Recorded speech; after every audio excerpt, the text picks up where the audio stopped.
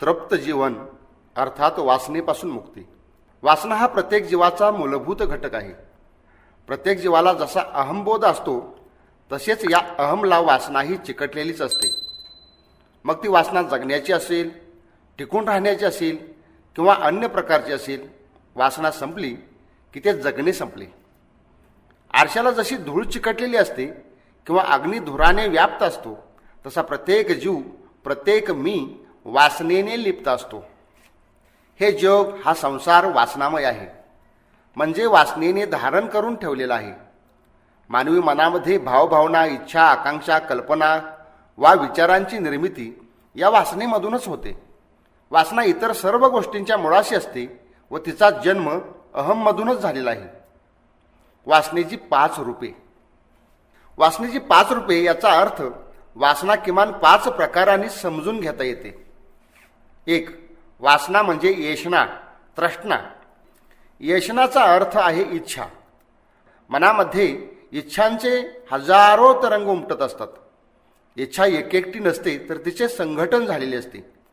समजा मला अमेरिकेला जाण्याची इच्छा असेल तर त्यासाठी पैसे मिळवण्याची इच्छा होती. पैसे मिळवण्यासाठी काम करण्याची इच्छा होती. अमेरिका पाहायला गेलो तर तिथे काहीतरी खरेदी करण्याची इच्छा होते. येताना युरोपचा दौरा करूनच परतावे अशा प्रकारची इच्छा निर्माण होते. एका इच्छेमध्ये अशा अनेक इच्छा असतात. त्या संबंध इच्छांचे एक संघटन झालेले असते. त्या संघटनांचे पुन्हा संघटन होते. अशा इच्छांचा जुडगा म्हणजेच अनुभवांतर्गत मी, एम्पिरिकल सेल्फ होय. अनुभवांतर्गत मी हा वासनेने बनलेला असतो. तो वासनामय असतो. अहमला सुख मिळण्यासाठी, तो सुखावण्यासाठी वासना अनेक रूपाने व्यक्त होत असते. वासना निर्माण होते, इच्छेचा अंकुर उमटतो. ती इच्छा पूर्ण झाली की दुसरी उमटते. इच्छेची पूर्ती होणं म्हणजे ती उमटलेली इच्छा नष्ट होणं. पूर्ती करून नष्ट होण्यातच इच्छेची इतिकर्तव्यता असते. वासना इच्छेद्वारा स्वतःला प्रकट करीत असते. वासनेचे मूर्त रूप म्हणजे इच्छा होय. जसे पानाफुलावरून वृक्षाचे स्वरूप कळते तसे इच्छेवरून वासनेचा प्रकार समजू शकतो. वासनेच्या वृक्षाला इच्छांची पाने फुटलेली असतात. इच्छेद्वाराच वासनेचे प्रकटीकरण होत असते. इच्छाशक्ती म्हणजे मूलतः वासनेची शक्ती असते. इच्छेमध्ये जी शक्ती येते ती वासनेतील शक्ती असते. वासना अमर्याद शक्तिशाली आहे. वासनेमध्ये अनेक इच्छा उमटत असतात. त्यात ती शक्ती इतस्ततः विखुरली जाते. पण ती सर्व शक्ती जर एका विशिष्ट इच्छेच्या मागे उभी केली तर त्या इच्छेत शक्ती निर्माण होते व त्या इच्छेची पूर्ती होते. समुद्रावर जशा लाटा उठत असतात तसे जाणीवेच्या साह्याने वासनेच्या समुद्रावर इच्छांचे तरंग उठत असतात.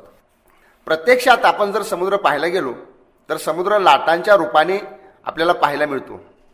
तसेच वासनाही इच्छांच्या तरंगांच्या रूपाने अनुभवास येते. माणसाला प्रत्येक क्षणी काहीतरी हवे असते.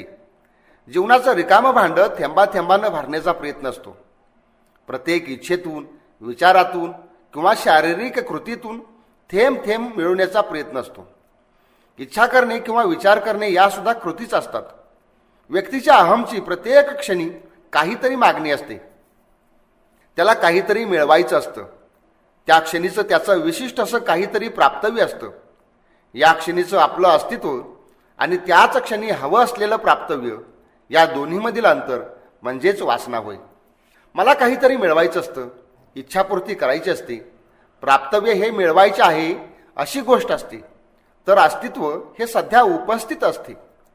अस्तित्व वर्तमान काळात असते तर प्राप्तव्य हे भविष्यात असते. त्यामुळे आपले अस्तित्व आणि आपले प्राप्तव्य यात अंतर पडते. हे अंतर म्हणजेच वासना होय. हे अंतर भरून काढण्याचा माणसाचा दिनरात्र चाललेला प्रयत्न म्हणजे आपले जीवन. म्हणून मानवी जीवन हे वासनामय आहे असं म्हटलं जातं. वासना ही तप्त असते. तिची पूर्ती होऊ लागली म्हणजे ती तृप्त बनते.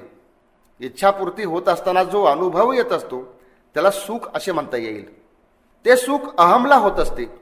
जसे तप्त लोखंडावर हळूहळू पाणी ओतावे व त्याला थंड करावे तशी वासना थंड होत असते.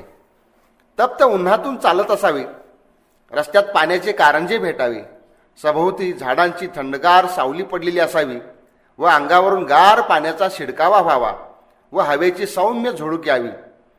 तो जो अनुभव असतो त्याला सुख म्हणता येईल. ते सुख अहमला होत असते.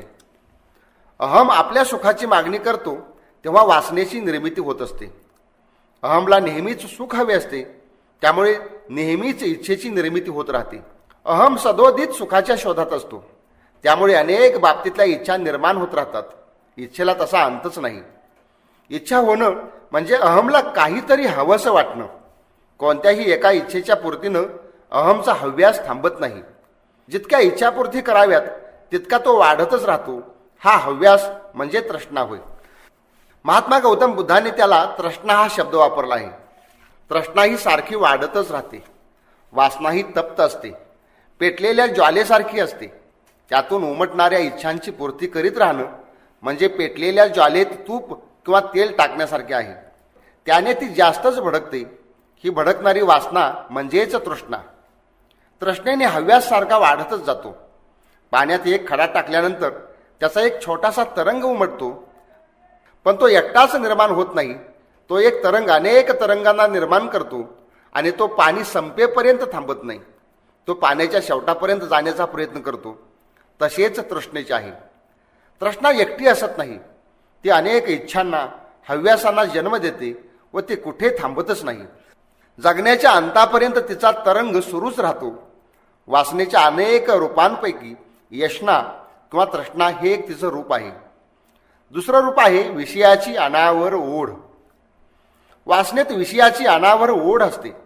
प्रचंड आकर्षण असते. माणूस विषयाला गोचिडासारखा चिकटून राहतो. काही झाले तरी त्याला तो सोडतच नाही. ही जी ओढ आहे, जे आकर्षण आहे, ती वासनेची खासियत आहे. लोहचुंबक जसा लोखंडाला ओढून घेतो किंवा तो स्वतः लोखंडाकडे ओढला जातो, वासनेची नेमके तसेच आहे. वासना विषयाला स्वतःकडे ओढून घेते किंवा ती विषयाकडे ओढली जाते. विषय अनेक प्रकारचे असतात. ज्या कशाचा म्हणून भोग घेता येणं शक्य आहे ते सर्व विषय आहेत. त्या विषयांची वासनेला ओढ असते. तहानेनं व्याकुळ झालेलं जनावर पाण्याकडे ज्या वेगानं धावतं तशी वासनेची विषयाकडे धाव असते. पाणी जसे उताराकडे खेचले जाते तशी वासना विषयाकडे खेचली जाते. विषयांच्या अनिवार्य ओढीमुळे, आकर्षणामुळे वासना इतर कोणत्याही गोष्टीचा विचार करीत नाहीत.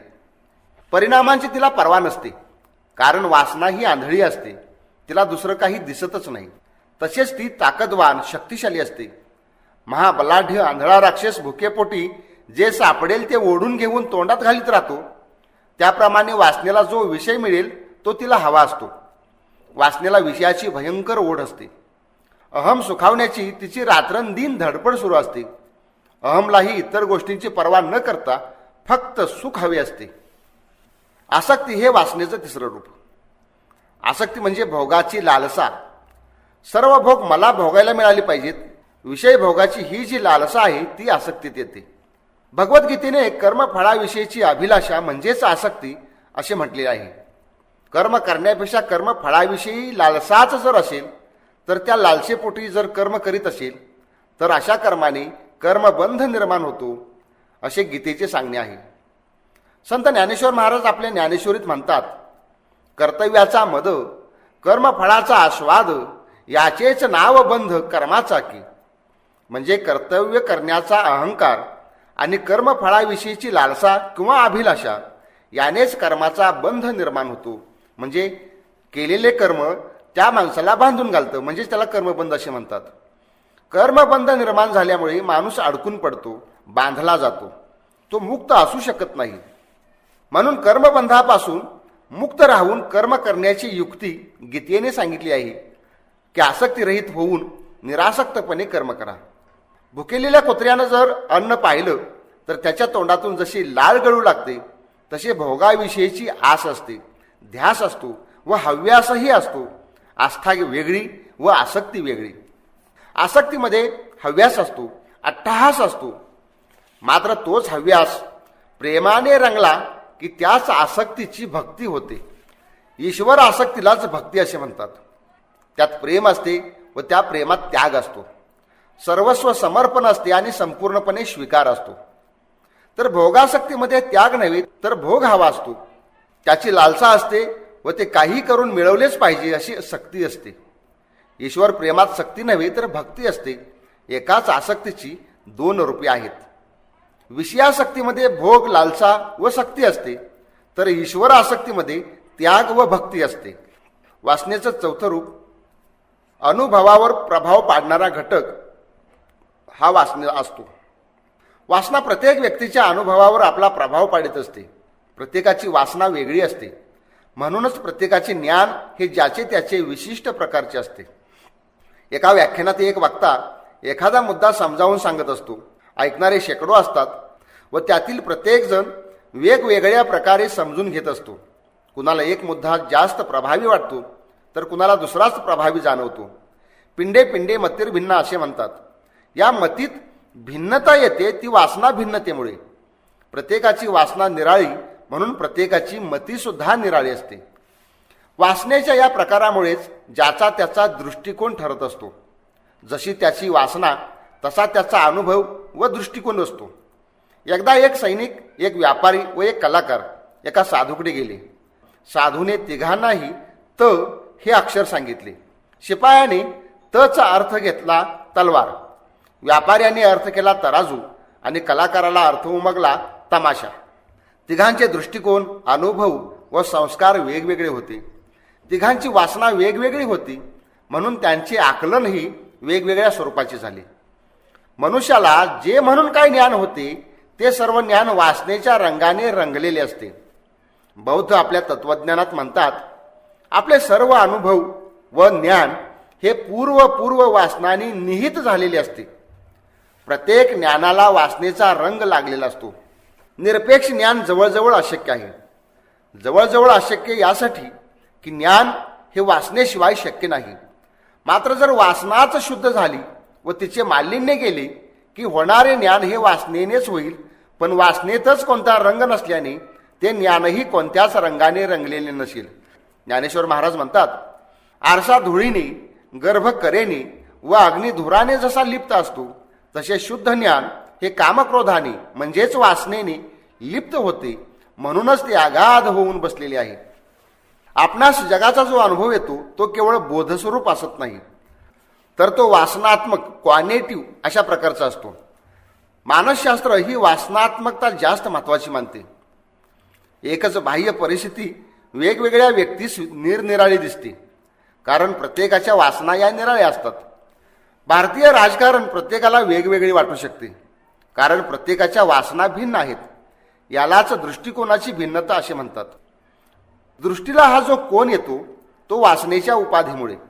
ही उपाधी नसती तर दृष्टी विश्वतोमुख झाली असती, सम्यक दृष्टी झाली असती. अनुभव निव्वळ बोधस्वरूप झाला असता. केवळ बोधस्वरूपच अनुभव हा आनंदमय असतो. आपल्या हर एक प्रवृत्ती वासनातून निर्माण होतात. सकाळी उठल्यापासून रात्री झोपेपर्यंत व झोपेत सुद्धा अनेकविध प्रवृत्ती सुरू असतात. माणसे संपत्तीच्या पाठीमागे असतात, प्रतिष्ठेच्या कीर्तीच्या मागे असतात. चांगले घर हवे असते, भारी किमतीची गाडी हवी असते, रंगीत मोठा TV हवा असतो, फ्रीज, वॉशिंग मशीन सर्व काही हवं असतं. अनेक ठिकाणांना भेटी द्यायच्या असतात, चांगला सिनेमा पाहायचा असतो, मित्राच्या घरी जायचे असते, साहित्याचे परिशीलन करावेसे वाटते. अशा किंवा यासारख्या अनेक गोष्टींचा पाठलाग करीत माणूस जगत राहतो.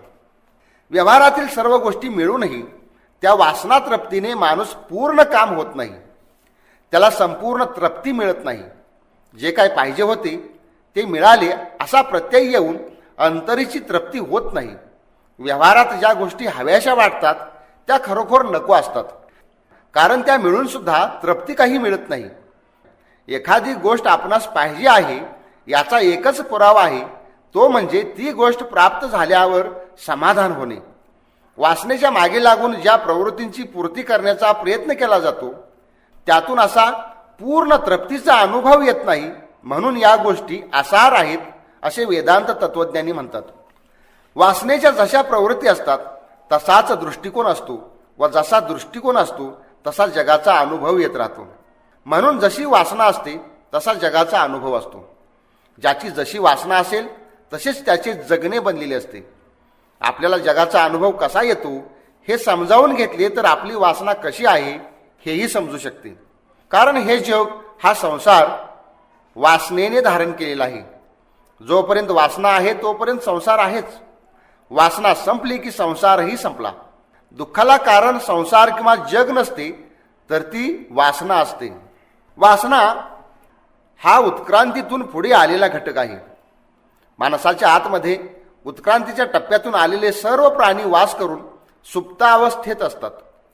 आतमध्ये प्रत्येक प्राण्याची वासना चिकटलेली असते. तो एक अंतर्मनाचा मोठा असा भाग आहे. माणसाचा जन्म कसा झाला हे सर्वांना ज्ञात आहे. उत्क्रांतीच्या टप्प्यामध्ये अनेक प्राण्यांच्यात फिरून फिरून शेवटी माकडापर्यंत आला आणि माकड हे माकडच राहिले व माकडाकुळातून माणूस झाला. आजचा माणूस हे निसर्गाच्या कोट्यवधी वर्षांच्या प्रक्रियेचं फलित आहे. मानवी जीवनाच्या इतिहासामध्ये व्यवस्थेचा कालखंड म्हणजे काही मिनिटांचा असेल. माणूस जन्माला येताना केवळ एकटा असत नाही, त्याच्या मागे कोट्यावधी वर्षांचा संबंध इतिहास घेऊन येतो. तो ज्या ज्या प्रक्रियेतून अवस्थातून गेला त्यांचे अनेक सुप्त गुण घेऊन तो येतो.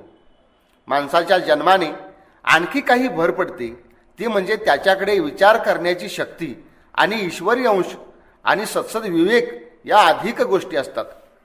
मानवाच्या मेंदूमध्ये जीन्समध्ये मागचा सर्व इतिहास लपलेला आहे.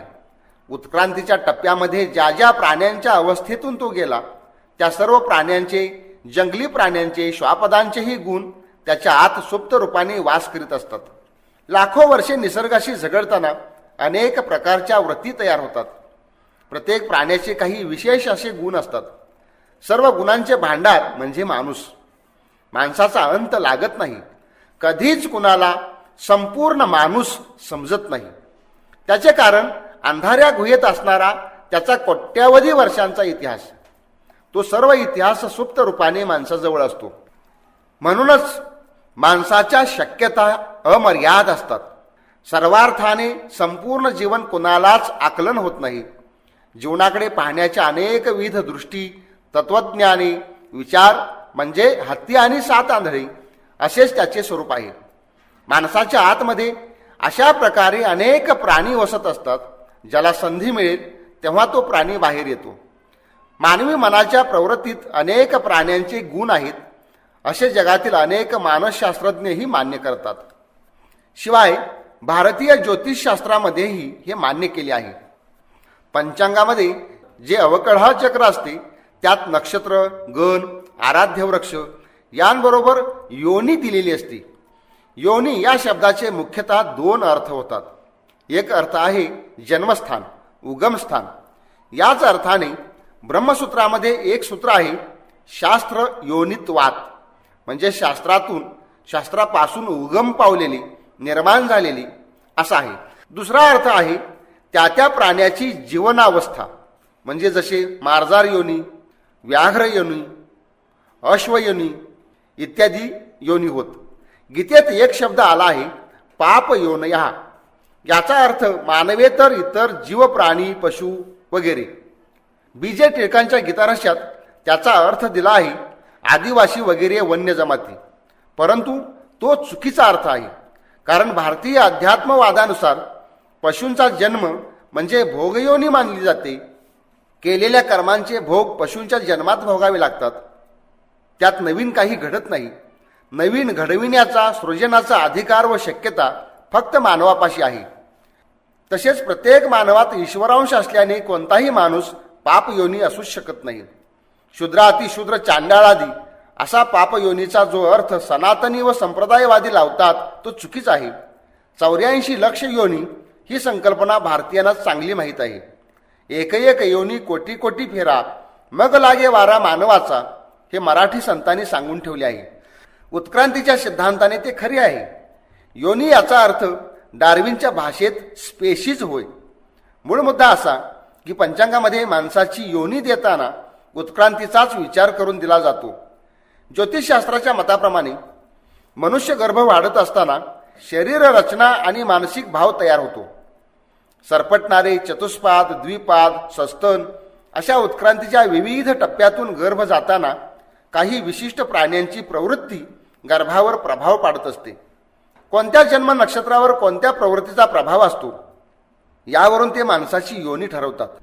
लग्नसमयी स्त्री पुरुषांची योनिकूट पाहिले जाते. वैवाहिक जीवन आनंददायी होण्यासाठी त्यांचे कामजीवन महत्त्वाचे असते. सर्व व्यक्तींच्या मनात वैषयिक सुखाची ओढ सारख्या प्रमाणात नसते, कमी जास्त असते. काही व्यक्ती त्या बाबतीत उदासीन असतात. ते सुख मिळाले नाही तरी त्यांना फारसे काही वाटत नाही. तर काही जण सैरभैर होतात, लिंग पिसाट बनतात. या परस्पर विरुद्ध मनोधारणेच्या लोकांचे वैवाहिक जीवन सुखी होत नाही, म्हणून योनिकुटाचा विचार करतात. ज्योतिषशास्त्र नक्षत्रांच्या विचारावरून ते ठरवते. यावर कोणी आक्षेप घेतला तर कदाचित ते त्यांचे चुकीचे असू शकेल असे मान्य केले तरी मानवी प्रवृत्तींवर प्राण्यांच्या प्रवृत्तीचा प्रभाव पडू शकतो, हा मुख्य भाग आहे. या ठिकाणी ज्योतिषशास्त्र खरं की खोटं हे प्रस्तुत नाही. मानवावर प्राण्यांचा प्रभाव पडू शकतो किंवा त्यांच्या आतमध्ये अनेक प्राणी सुप्त रूपाने वास करीत असतात हे ज्योतिषशास्त्र मानते, म्हणून खरे आहे असे नव्हे, तर ते जीवशास्त्रीय वास्तव आहे. अनंत चांगल्या वाईट गुणांची स्वभावाची शक्यता असलेला मानव प्राणी आहे. माणूस वाईट, दुष्ट, भ्रष्ट, स्वार्थी किंवा प्रामाणिक, सद्गुणी, सदाचारी, तत्वनिष्ठ, नीतिमान का वागतो त्याची कारणे त्याच्या या मूलभूत प्रवृत्तीत आहेत. माणसाच्या ठायी असणारी हिंस्रता, क्रौर्य, प्रतिशोध, भित्रेपणा, प्रामाणिकता इत्यादी गुण प्राण्यातील असू शकतात. उदाहरणार्थ सिंहाचे धाडस, वाघाची क्रूरता, सशाचा भित्रेपणा, हत्तीचा प्रामाणिकपणा, लांडग्याचा क्रूर हलकटपणा, कोल्ह्याची लबाडी, फसवणूक इत्यादी गुण माणसामध्ये येतात. असे निसर्गाच्या झगड्यात नष्ट झालेले सुद्धा असंख्य प्राणी आहेत.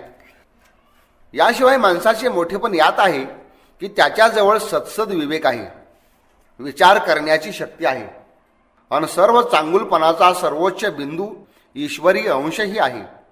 गीता म्हणते, मामय अंशो जीवलोके जीवभूता सनातना, म्हणजे हा जीव मानव प्राणी माझाच ईश्वराचा सनातन असा अंश आहे. त्यात जसे अनेक प्राणी दडले आहेत तसाच ईश्वरही दडला आहे.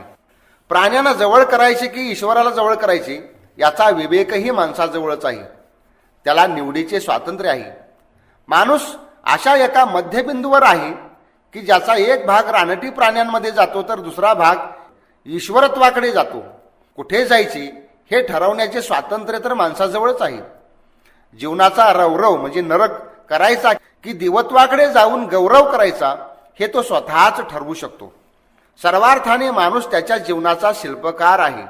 त्याच्या जीवनातील सर्व भल्याबुऱ्यांचं, चांगल्या वाईटाचं, त्यानं निर्माण करून ठेवलेल्या व्यवस्थेचं कारण तो स्वतःच आहे. जगातील दुरितांचा दोष ईश्वराला देण्यात दोष देणाऱ्यांची अज्ञान आहे. माणूस चांगले वाईट का वागतो याचे उत्तर त्याच्या या मूलभूत प्रवृत्तीत आहे.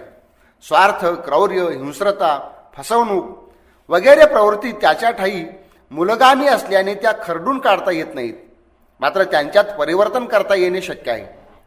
क्रोधाचे रूपांतर दयेत, द्वेषाचे प्रेमात, स्वार्थाचे त्यागात, आसक्तीचे भक्तीत होऊ शकते. हे रूपांतरण करणे म्हणजे आंतरिक क्रांती करणे होय. जो द्वेष करू शकतो तोच प्रेम करू शकतो. भावनाहीन, ठणठणीत, कोरडा काहीच करू शकत नाही. फ्रॉइड ज्याला ईड म्हणतो तो ईडमध्ये हा वासनेचा भाग असतो. त्या ईडमध्येच लिबिडो असतो. त्यातूनच कामवासना जन्म घेत असते. कामवासना ही अनेक वासनांपैकी प्रमुख वासना आहे. पण त्याचबरोबर खाण्याची, पाहण्याची, ऐकण्याची, स्पर्श करण्याची इत्यादी वासना असू शकतात. ज्यावेळी नको ती वासना चाळवली जाते तेव्हा अंतर्मनाच्या खोल गुहेत लपलेले हे प्राणी उसळी मारून वर येतात व त्याप्रमाणे वासना चाळवली जाते. हे प्राणी वर आले की वर्तन बिघडते. सारांश काय? वासना म्हणजे येष्णा किंवा तृष्णा होय. तिचे इच्छेद्वारा प्रकटीकरण होत असते. वासनेमध्ये विषयांची अनिवार्य ओढ किंवा आकर्षण शक्ती असते.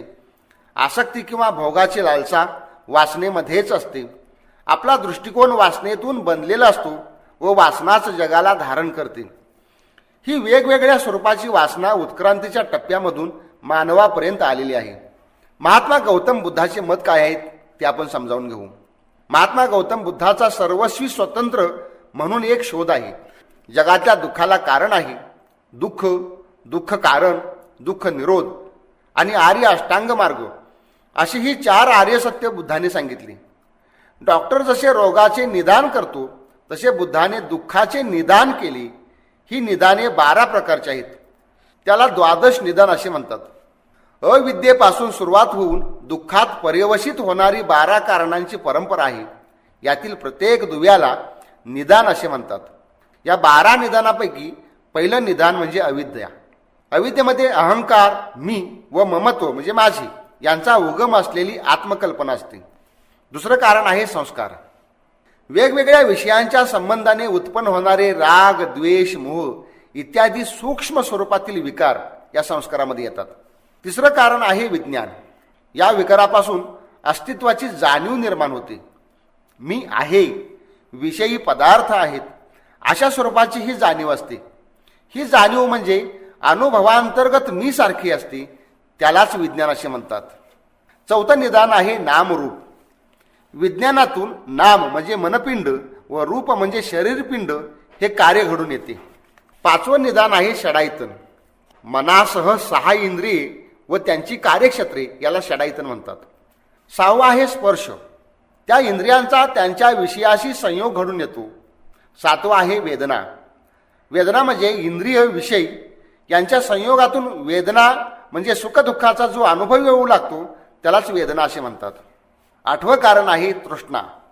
त्या सुखदुःखाच्या अनुभवातून तृष्णेचा जन्म होतो. 9वं कारण आहे उपादान. तृष्णेची आत्यंतिक अवस्था म्हणजे उपादान. 10वं कारण आहे भव. या उपादानातून किंवा आसक्तीतून पुनर्जन्मास कारण होणारे कर्म घडते त्यास भव असे म्हणतात. 11वं कारण आहे जाती. त्या कर्मामुळे प्राणी जन्मास येतो. हे जन्मास येणे म्हणजे जाती होय. आणि 12वं जरामरण. जन्माला आलेल्या प्रत्येकाला म्हातारपण व मरण हे ठेवलेलेच असते. जरा मरणाला शोक, परिवेदना, दुःख व दौर्मन्यश ही चिकटलेलीच असतात. या 12 कारण परंपरेच्या मालिकेतील अविद्येतून तृष्णेचा जन्म होतो. तृष्णा हाच सर्वात महत्वाचा दुवा होय. तृष्णाक्षयाने दुःख नाश करावे हाच बुद्धाचा सार्वभौम उपदेश आहे. सुखदुःखाच्या भोगातून विशेषतः सुखोपभोगासाठी तृष्णा वाढत जाते असा अर्थ होतो. ही तृष्णा वासनेचेच रूप आहे. वासना समूळ खणून काढावी. आतमध्ये असलेली सर्व जगाला धारण करणारी अशी ही वासना हिला मुळासकट खणून काढून टाकावी असे संतांचे सांगणे आहे. संत तुकाराम महाराज आपल्या एका अभंगात म्हणतात, हा संसार सागर तरुण जाण्यास अतिशय कठीण आहे. त्याच्या पार कसे जावे हे कळत नाही. काम क्रोधाधी मोठाली सावजे येथे भयंकर स्वरूपात दिसत आहेत. माया आणि ममता यांचे सागरात भोरे तयार झालेले असून ते भयंकर गतीने फिरत आहेत. वासनेच्या लहरी येतात त्यामुळे हेलकावे बसत आहेत. पुढे ते आपल्या इतर अभंगात म्हणतात, वासनेचा कंद मुळापासून उपटला तर सर्व दुरिते नाहीसे होतात. वासनेची बुंथी म्हणजे खोळ किंवा घुंगट असेल तर तिथे ब्रह्मस्थिती असणार नाही. अंतकाळी जर वासनेचा संग झाला तर कोणताही तपस्वी पुन्हा जन्मास येतो. कारण जन्म घेणे लागे वासनेच्या संगी असा त्यांचा अभिप्राय आहे. मरतेवेळी नेमक्या त्या क्षणी जी वासना असते तशाच स्वरूपाचा जन्म मिळतो. रोज झोपतेवेळी निरीक्षण करून बघा. आपण एका क्षणी जागे असतो व दुसऱ्या क्षणी झोपी जातो. कधी झोपी गेलो हे कळतच नाही. मात्र ज्या क्षणी झोपी जातो त्या क्षणी जो विचार मनात असेल पुन्हा जागे झाल्यावर उठल्या उठल्या प्रथम तोच विचार पुढे येतो व विचार श्रंखला सुरू होते. झोपेमध्ये तो विचार सुप्तावस्थेत जाऊन तसाच पडून असतो. रोजची झोप ही काही तासांची असते, तर मरण म्हणजे दीर्घ झोप असते. मरतेवेळी जो विचार म्हणजेच जी वासना असते ती वासना तशीच पडून राहते व तीच पुन्हा ती जशी असेल त्याप्रमाणे जन्म घ्यायला लावते.